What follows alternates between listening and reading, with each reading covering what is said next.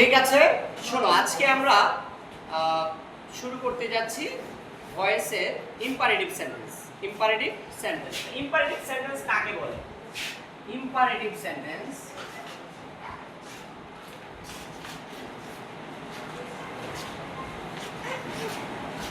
Imperative sentence হ্যাঁ, আসো আসো আসো আসো, হ্যাঁ বসো বসো, যাও।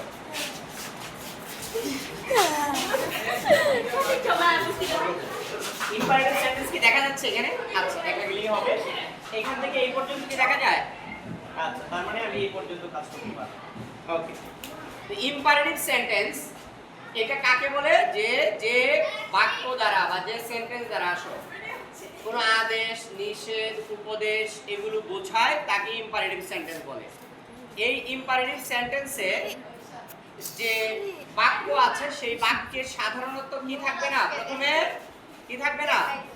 সাবজেক্ট থাকবে না। তো সাবজেক্টটা কই থাকবে? আসলে সাবজেক্টটা আছে বাট উচ্চ। উদাহরণস্বরূপ আমি যদি একটা বাক্য বলি তোমাদের, যেমন বললাম do the work,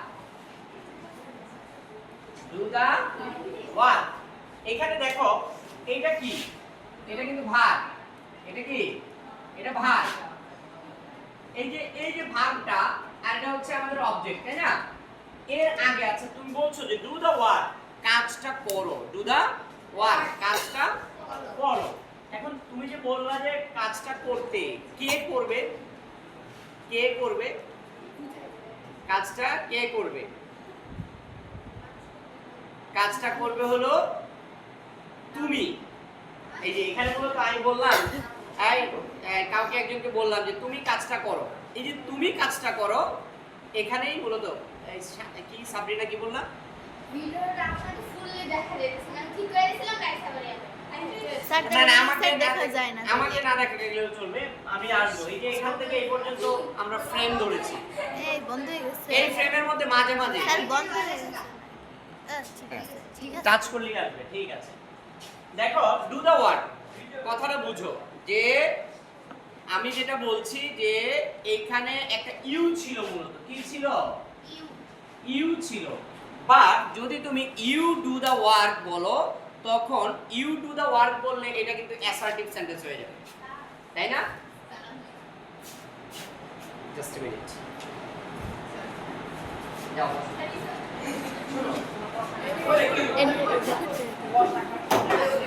you do the work. আসলে ইউ ডু দা ওয়ার্ক হলো যে সাবজেক্ট। ইউটা কি? সাবজেক্ট। সবাই কি বুঝতে পারছো? এই মিতু বুঝতে পেরেছো? হ্যাঁ, বুঝতে পারো নাই? আচ্ছা, ওরা প্রথমে ছিল না, এই জন্যই আমি তো ভিডিওর আগেই কিছু কথা বলে ফেলেছিলাম। সেটা হলো যে অ্যাসার্টিভ সেন্টেন্সের গঠনটা কি? প্রথমে সাবজেক্ট, তারপরে verb. Subject, assertive sentence subject আছে না? সাবজেক্ট, তারপরে ভার্ব, তারপরে অবজেক্ট। কিন্তু ইম্পারেটিভ সেন্টেন্সে প্রথমে কি থাকবে? সাবজেক্টটা দেখা যাবে না, অর্থাৎ ভার্ব দ্বারা বাক্য শুরু হবে। এখন বুঝছো? এই দেখো, ভার্ব দ্বারা বাক্য শুরু হচ্ছে। এই বাক্যটা তুমি বুঝতে পারছো? হ্যাঁ, এটা কি কোনো সাবজেক্ট আছে? সাবজেক্ট আছে। তাহলে আমরা বুঝলাম যে ইম্পারেটিভ বাক্য হলো যে বাক্যে সাবজেক্ট গোপন থাকে। আসলে এখানে মনে মনে একটা ইউ আছে, অর্থাৎ কাজটা করো, ডু দা ওয়ার্ক, কাজটা করো। কে কাজটা করবে? তুমি। তার মানে তুমি কাজটা করো। এখানে আসলে তুমি কথাটা উজ্জ্বল থাকবে, গোপন থাকবে। বুঝতে পেরেছো? আচ্ছা, এইটা হলো অ্যাক্টিভ। এখানে এটাকে যদি আমরা প্যাসিভ করি, কিভাবে করব এই নিয়মটা আজকে শেখাবো তোমাদের।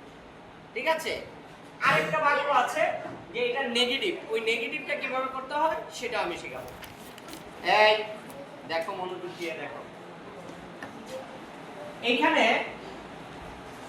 প্রথমেই আমরা যেটা করব, ইম্পারেটিভ বাক্যকে, ইম্পারেটিভ সেন্টেন্সের ভয়েস চেঞ্জ করতে হলে আসো আসো, সেখানে আমরা যা করব, প্রথমেই লেট বলবে, লেট বসে। দুই কি বসে? লেট বসে, এল ই টি, লেট। প্রথমেই লেট বসাবে। অর্থাৎ ইম্পারেটিভ সেন্টেন্সকে সেন্টেন্সের অ্যাক্টিভ কে প্যাসিভে নিতে হলে অ্যাক্টিভ ভয়েসকে প্যাসিভ ভয়েসে নিতে হলে প্রথমে লেট বসাবে। অবশ্যই বাক্যটা অ্যাফার্মেটিভ হবে।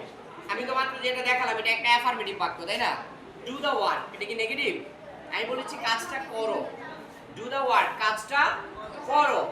আর যদি বলতাম কাজটা করো না, তখন সেটা নেগেটিভ হতো। তো অ্যাফার্মেটিভ আর নেগেটিভ নিয়ে তো আমাদের কোনো প্রবলেম নাই, আছে? ওকে, তাহলে লেট বসে, এরপরে এখানে অবজেক্টটা বসবে, অবজেক্টটা বসবে, অবজেক্ট বসে, একটা বি বসে,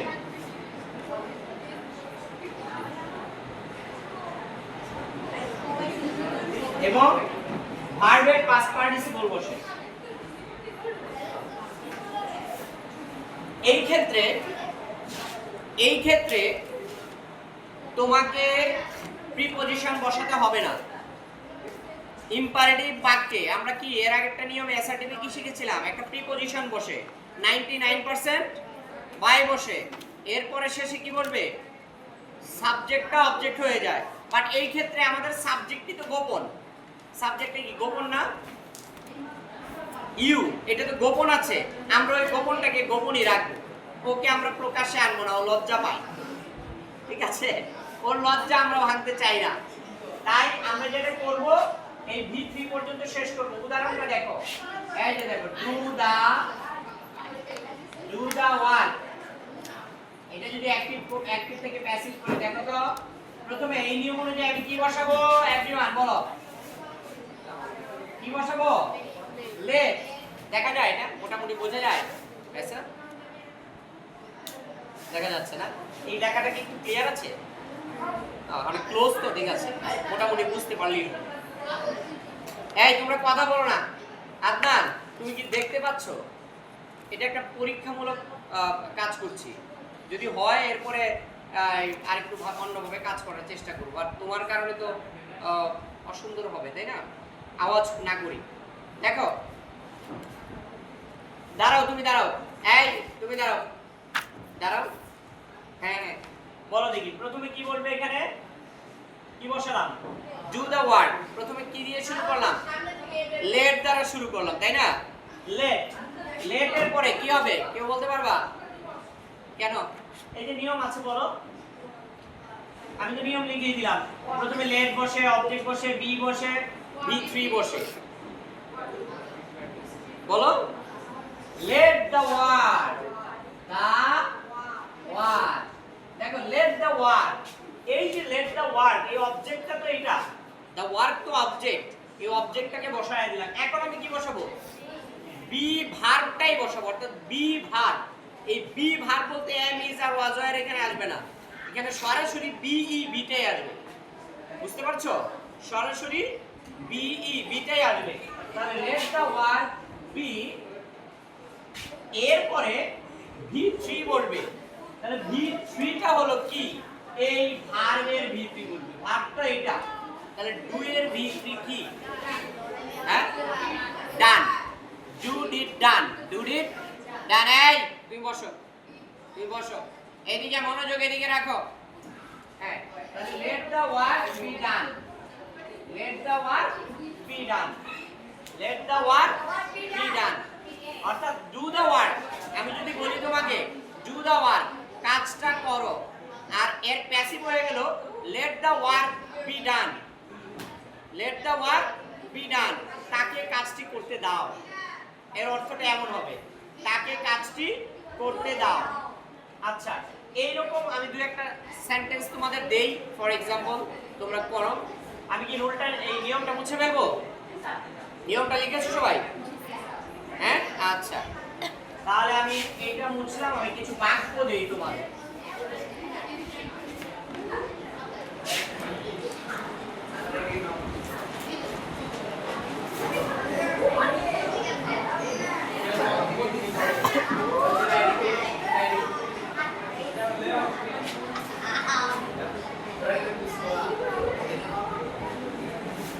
হেল্প দ্য পুয়ার, দরিদ্রকে সাহায্য করো।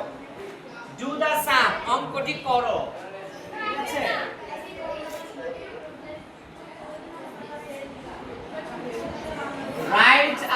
লেটার, একটি চিঠি লেখো।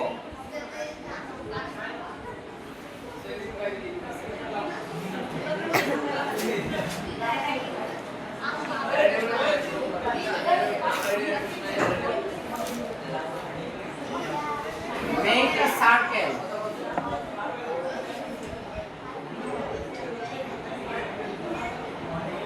Read the passage.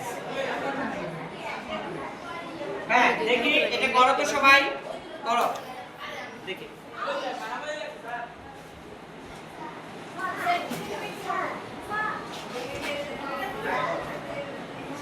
বন্ধ করতে হবে।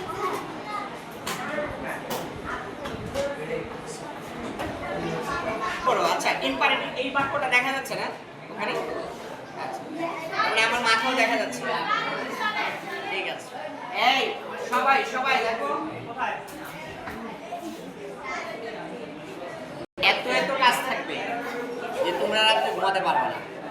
পুরো অ্যাসার্টিভ করালাম না, এর অ্যাসার্টিভ প্রায় এখানে কতগুলো আছে?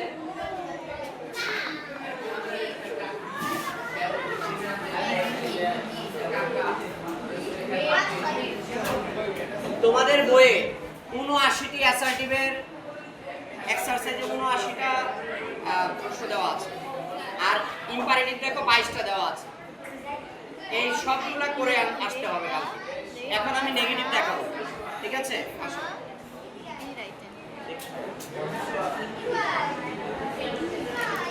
নেগেটিভ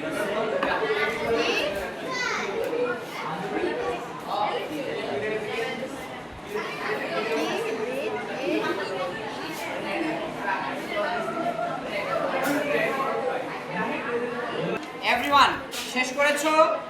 যদি শেষ না করে থাকো তাহলে দেখো এখন এখানে, ঠিক আছে? ঋতু কয়টা করেছো? হ্যাঁ সব? দাঁড়াও তো, বলো। হেল্প দ্য পুয়ার, কি লিখেছো?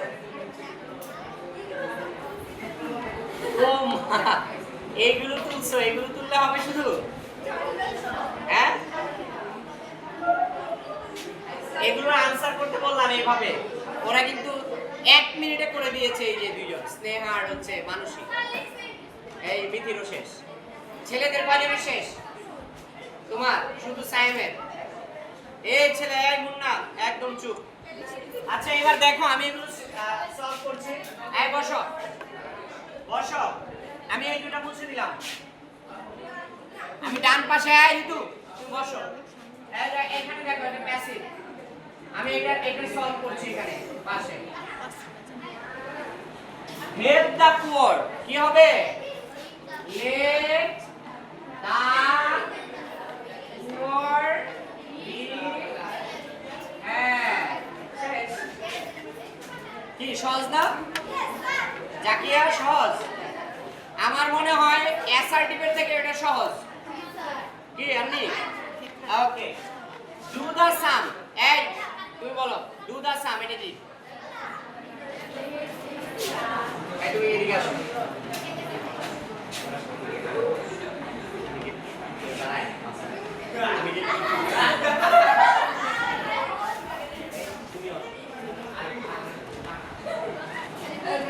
তাহলে do the sum, let the sum be done. Let the sum be done, let the sum, এই যে লেট, প্রথমে লেট বলবে, দ্য সাম এটা অবজেক্ট বসাবা, তারপরে একটা বি আনবে, শেষে ডু এর পাস্ট পার্টিসিপল কি ডান।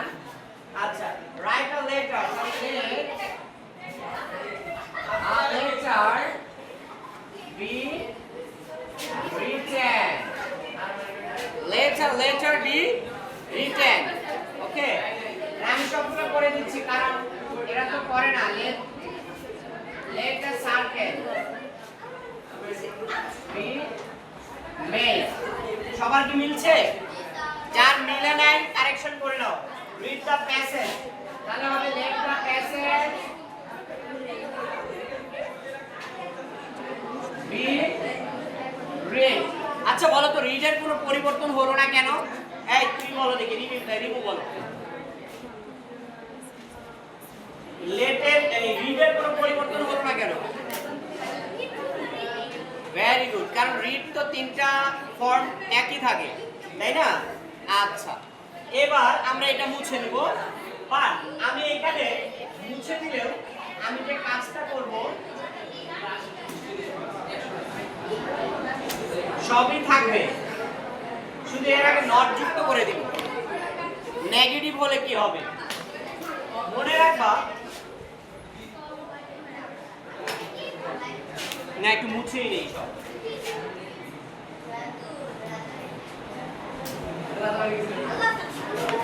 দেখো এই ক্ষেত্রে আমাদের নিয়মটা কি হবে?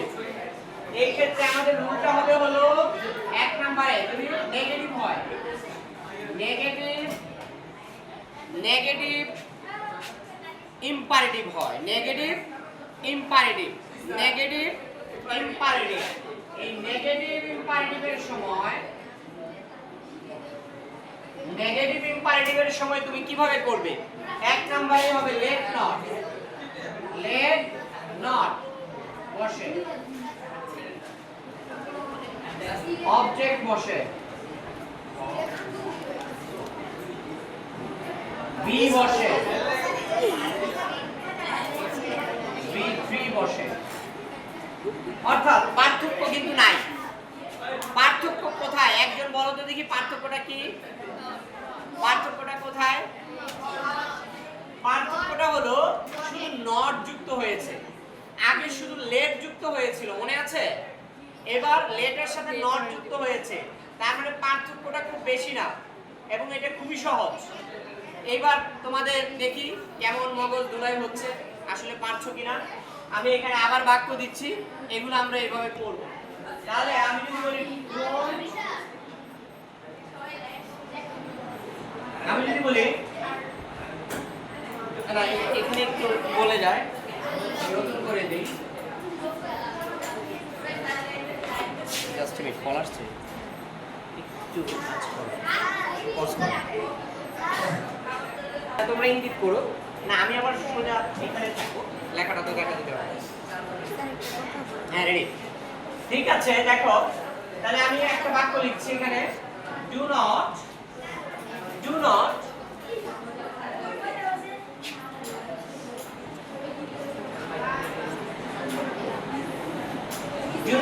kill animals, do not kill animals, প্রাণীদের হত্যা করো না। এটা একটা লিখলাম। আচ্ছা এটাকে কি করা যেতে পারে একজন তোমরাই বলবা, আমি না। এই হ্যাঁ তাসনিম তুমি দাঁড়াও, হ্যাঁ বলো কি হবে এটা, বলো, আমি লিখছি, বলো। এটা ফলো করো, রুল তো তোমার সামনেই দেওয়া আছে না। কেন ডু নট? এই ডু নট তো উঠে যাবে, ডু নট এর জায়গায় লেট নট বলবা, বসাবা। হ্যাঁ লেট নট, হ্যাঁ নো তুমি এটা ফলো করো। লেট নটের পরে কি লিখছে এখানে? তাহলে এখানে অবজেক্ট কোনটা আছে? তাহলে লেখো লেট নট অ্যানিমালস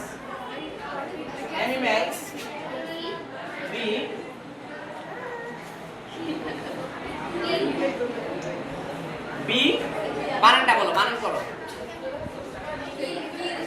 খেলস বানান কি হবে? KILLED, right? কেন না তোমার দ্বিমত কি বলো? কেন কিল্ড হবে না কেন? ওটা তো B3 না?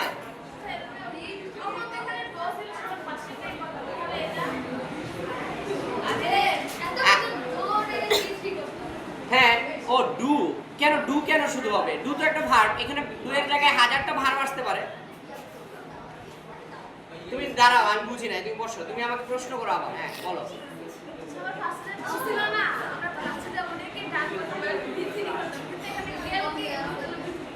এল কে তো আমি করছি না, কিল কে করছি? ও সেটা বলছো? ওরে ম্যান, দেখো এখানে ডু নট, এটা মনে রাখবা। এখানে এই ডুটা তো আমাদের মূল ভার্ব নয়, এখানে তো ডুটা মূল ভার্ব নয়, এখানে কিলটা হচ্ছে মূল ভার্ব। কেন? আচ্ছা এই ক্ষেত্রে প্রশ্নটা ভালো ভালো প্রশ্ন করেছো। এই চুপ। আচ্ছা একটু পজ করো। ওকে দেখো ডু নট কিল অ্যানিমালস, এখানে ডু নট এর পরিবর্তে আমরা আনবো লেট নট। এরপরে এই যে এটা অবজেক্টটা বসাবো লেট নট অ্যানিমালস, আমাদের নিয়ম অনুযায়ী বি বসাবো এবং শেষে কিল্ড হয়ে যাবে। Answer okay. আচ্ছা এবার আমি আরেকটা দেই, একটা দিব না আগের মতো 4-5টা দিই। দুইটা দিচ্ছি, ঠিক আছে। দেখো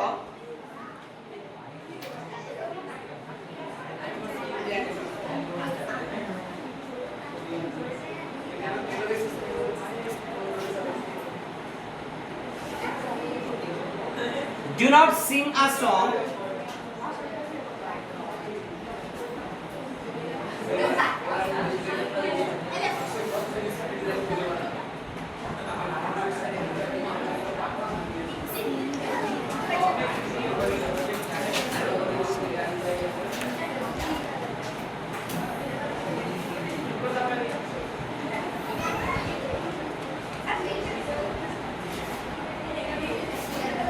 do not break the glass, do not sing a song এর মানে গান গেও না, আর do not break the glass মানে গ্লাস ভেঙো না।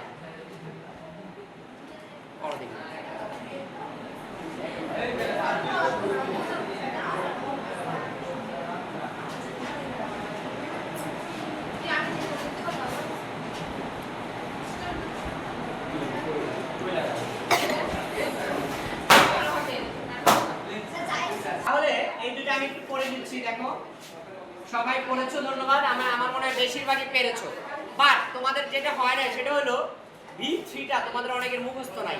এই জন্য আমাদের বইয়ে রয়েছে কনজুগেশন অফ ভার্ব। এই কনজুগেশন অফ ভার্ব আমি তোমাদের মুখস্থ করতে দিব, এটাও আজকে বাড়ির কাজ দিয়ে দিব। এবং এই যে সামনে বন্ধ থাকবে আমাদের ঈদের বন্ধ, ঈদের বন্ধে অনেকগুলো কাজ দিয়ে যাব যেগুলো তোমরা করবে। আচ্ছা এই ব্যাপারে পরে কথা বলছি। Do not sing a song, let not এই যে এটা আসবে let not a song be sung, let not এই a song এটা অবজেক্ট এখানে আসবে let not a song be sung, ঠিক আছে? কথা কি বুঝতে পারছো? আচ্ছা do not break the glass, এখানে আসবে let not এই the glass এটা অবজেক্ট এটা আসবে let not the glass be broken, সবার ক্লিয়ার? ওকে সবাই যেহেতু ক্লিয়ার হয়েছে এবার আমি আরেকটা রুলে যাব। সেটা হলো এইখানে দেখো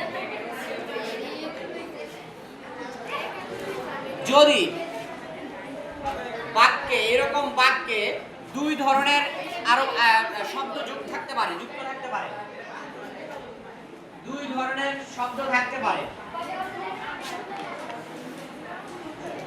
যদি অলওয়েজ থাকে, কি থাকে? অলওয়েজ থাকে বাক্যে, অলওয়েজ থাকলে, বাক্যে অলওয়েজ থাকলে কি করবা? যেমন অলওয়েজ একটা বাক্য লিখে দেখো always speak the truth, always speak the truth, always speak the truth. এই সাবরিনা এদিকে তাকাও। হ্যাঁ ভিডিওতে তোমার নাম চলে গেল, ভালো হলো না? হ্যাঁ দেখো আমার প্রিয় স্টুডেন্ট, সবাই আমার প্রিয় স্টুডেন্ট এখানে, ঠিক আছে? বাট যারা বেশি কথা বলছো এটা ওখানে থাক, যারা বেশি কথা বলছো তারা কিন্তু দুষ্ট, ঠিক আছে? এই দুষ্টুমি আর চলবে না। দেখো অলওয়েজ স্পিক দ্য ট্রুথ। আবার আরেকটা নিয়ম আমি করব। আচ্ছা এটা আগে শেষ করে নিই। এই অলওয়েজ স্পিক দ্য ট্রুথ পার্থক্য কি কেউ খেয়াল করেছো? শুধু অলওয়েজটা অতিরিক্ত আসছে, আর বাকিটা যদি বাদ দেই তাহলে স্পিক দ্য ট্রুথ আগের মতোই। স্পিক দ্য ট্রুথ যদি হতো কি কি তোমরা কি করতা? Let the truth B spoken, let the truth B spoken, speak spoken. আমরা তো এটা জানি নাকি? ছাড়ো, দেখো স্পিক স্পোকেন, এই যে তোমরা বলো স্পোকেন ইংলিশ, এখান থেকে আসছে স্পিক স্পোকেন। আচ্ছা, এখন এই যে স্পিক স্পোকেন, এই অলওয়েজ বাদ দিলে ওভাবেই থাকে, বাট জাস্ট মিনিট, অলওয়েজ থাকলে কি করবা? কিচ্ছু না, জাস্ট অলওয়েজটা মাঝখানে থাকবে। কেমন? দেখো এই যা আছে তাই, লেট দা ট্রুথ, এইখানে অলওয়েজটা দিয়ে দিবা, অলওয়েজ বি স্পোকেন। দেখো লেট দা ট্রুথ, এই অলওয়েজটাকে তোমরা বি এর আগে বসিয়ে দিবা, আর কিচ্ছু করতে হবে না।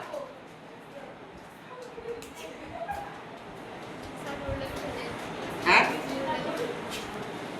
অলওয়েজটাকে জাস্ট আগে লিখে দিবা।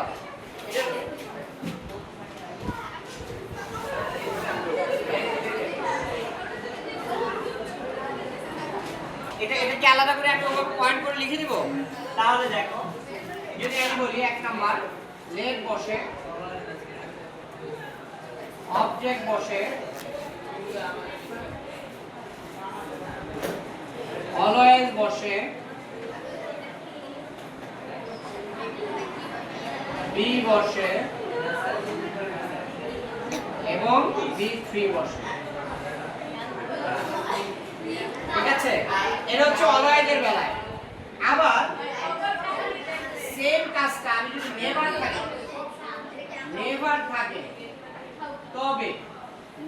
থাকে তবে লেট বসে, অবজেক্ট বসে,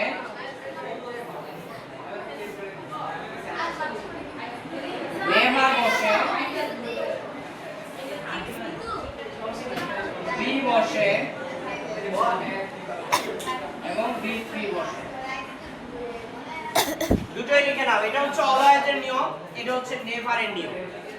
এটা হচ্ছে অলওয়েজের নিয়ম। এই নোভা, তুই লিখতে পারছো? লিখে নাও। এটা হচ্ছে অলওয়েজের নিয়ম, এটা হচ্ছে নেভারের নিয়ম।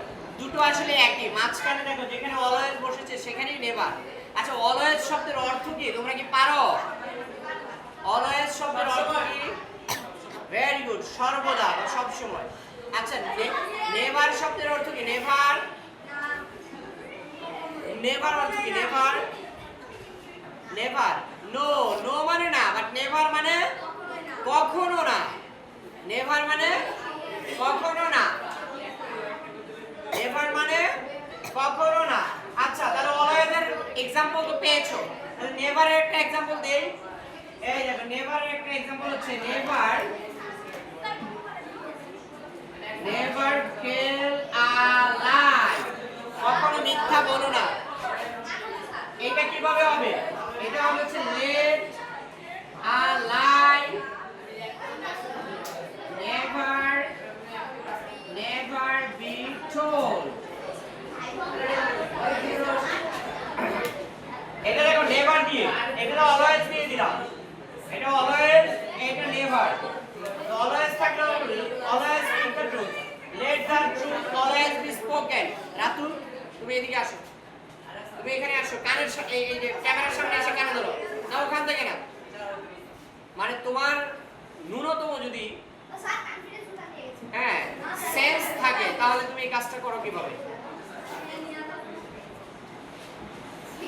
Let the truth always be spoken and never tell a lie. Let a lie never be told.